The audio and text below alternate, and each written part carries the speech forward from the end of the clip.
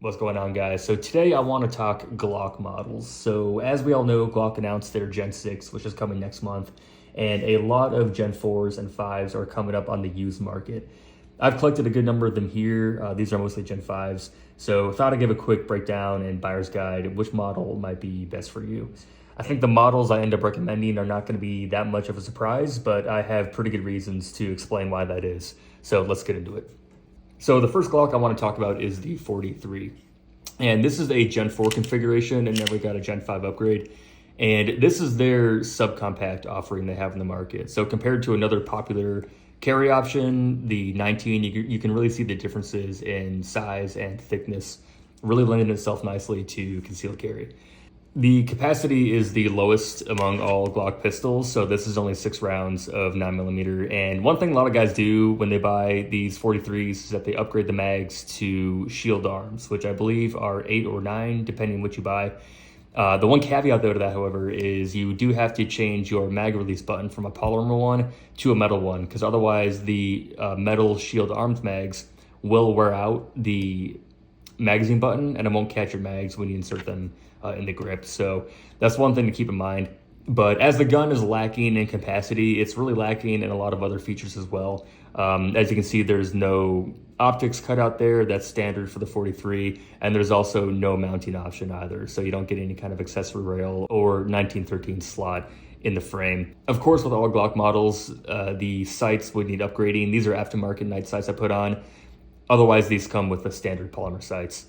Overall, the gun is pretty lackluster in features. The main thing that stands out to me is the grip texture. So it does look like the normal grip texture that all Glocks come with, but if you were to compare these side by side, what you'd probably notice more when you grip it and not so much visually is that the texture is extremely anemic on this one. So when you grip it, it really does not do anything to glue to your hand.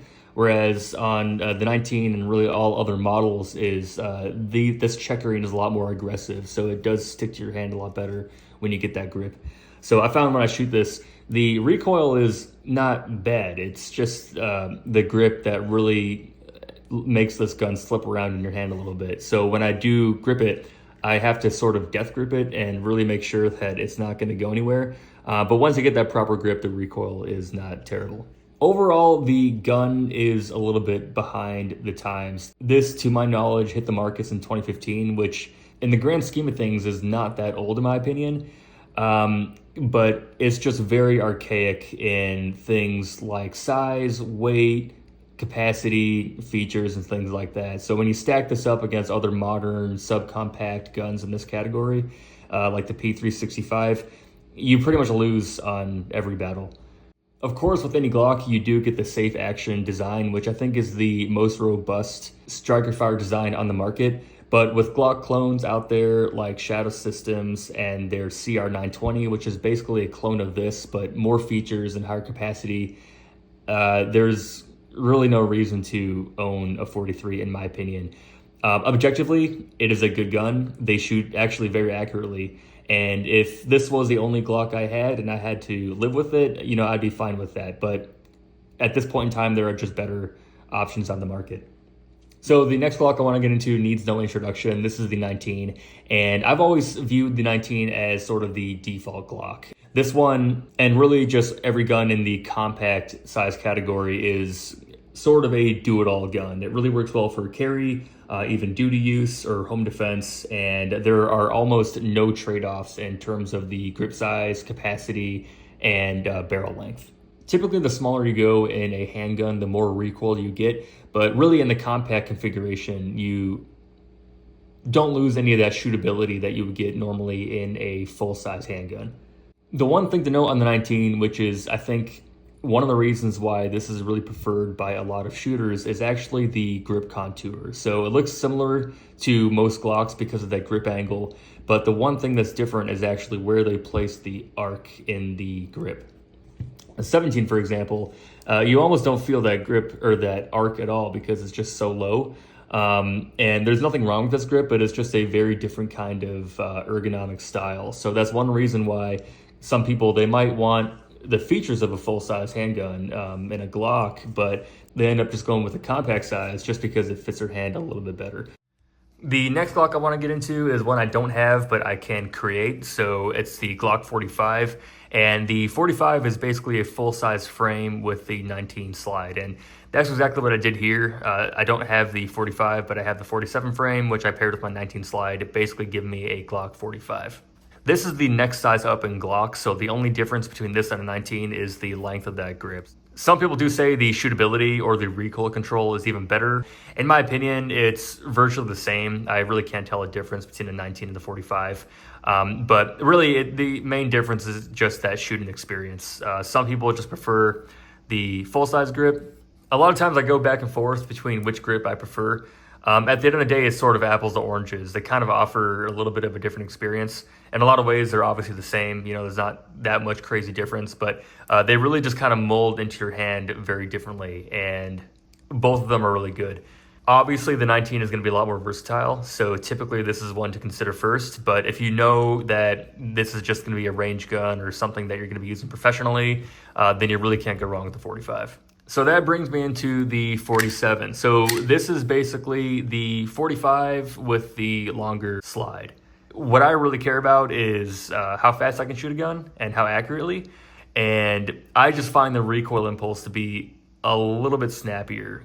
There's kind of a debate on that. A lot of people say a longer slide mitigates recoil.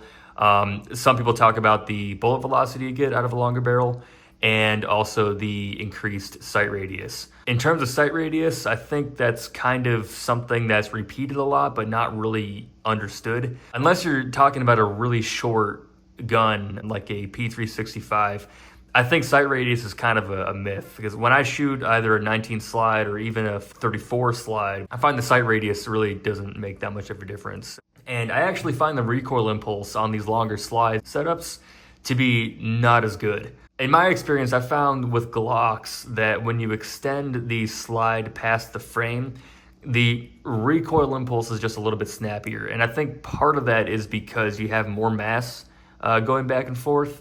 And to compound that, that's happening on a shorter recoil system. So I think I can recommend a Glock 45 much more than a Glock 47. So with that being said about the 47, I do want to talk about the 17. And going forward, the actual 17, the true legacy 17 design with that full-length recoil system is going away. So the 47 really is taken over as a standard full-size Glock. And to me, that's a disappointment, because the 17 is actually my favorite Glock all around.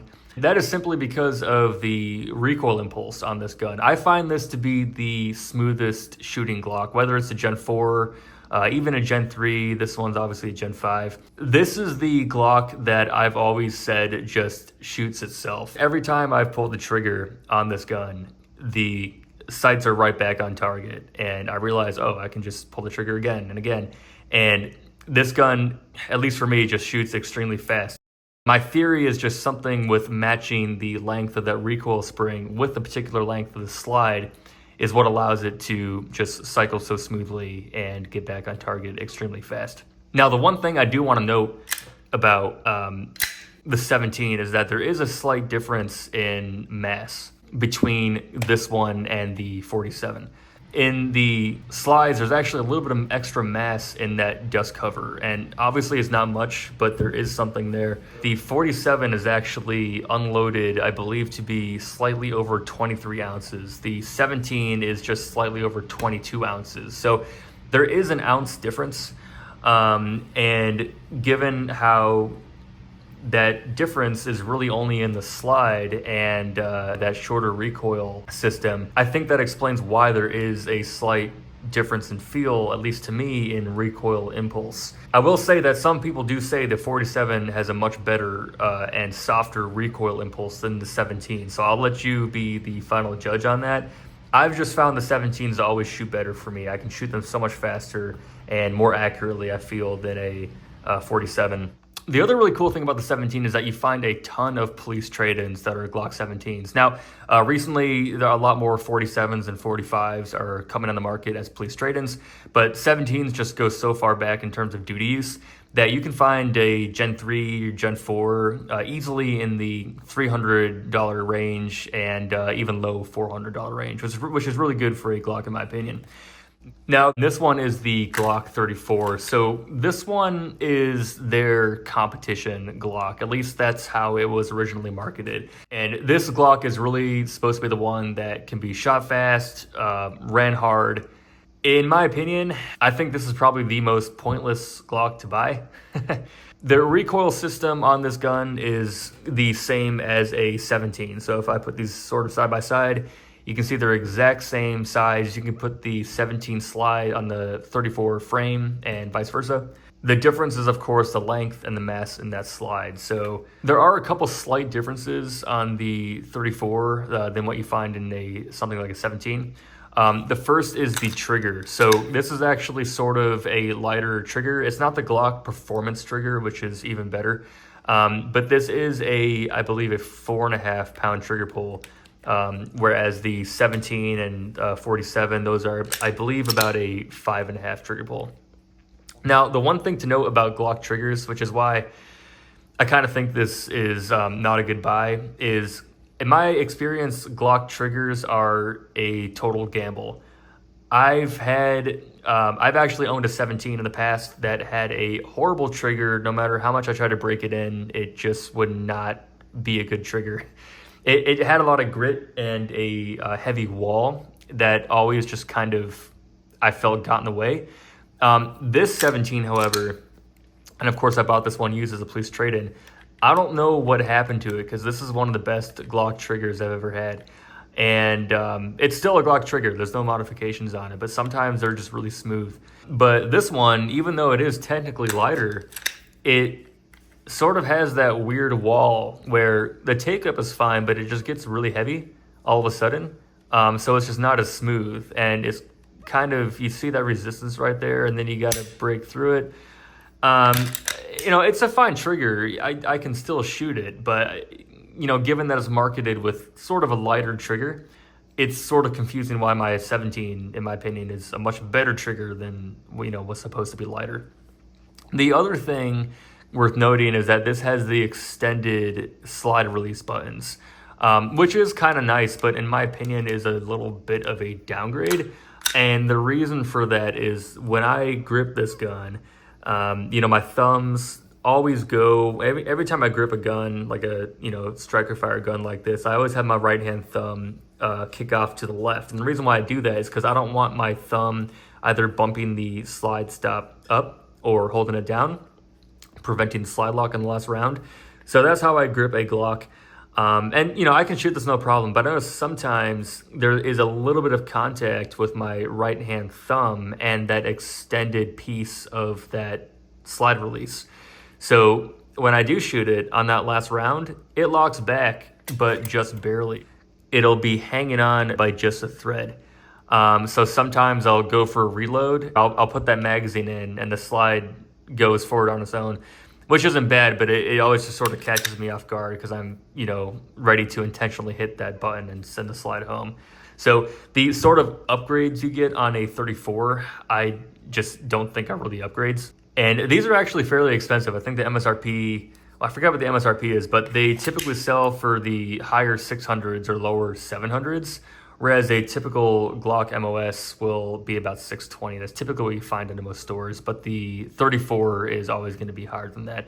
The recoil impulse, I feel like, is a little bit sharper than something like a 17 or even a 47. And again, my theory is that mismatch between the increased weight on the slide with that shorter recoil system.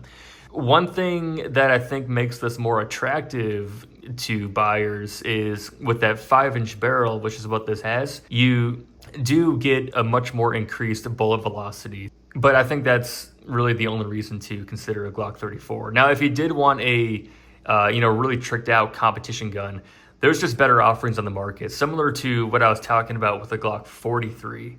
For example, Shadow Systems makes the DR920L, which is basically a 34, but that comes with all the cool cuts and features. That's going to give you a really nice looking competition Glock. If I had the choice, I would definitely opt for something like a 17. So guys, that is all the Glocks. And like I said at the beginning of this video, the differences are really just in the grip length and the recoil systems. With that being said, hands down, the best Glock, in my opinion, to buy, all things considered, is just the Glock 19. You really don't lose anything with that shorter grip, but instead you just gain that versatility of the kinds of magazines you use and how you want to carry it.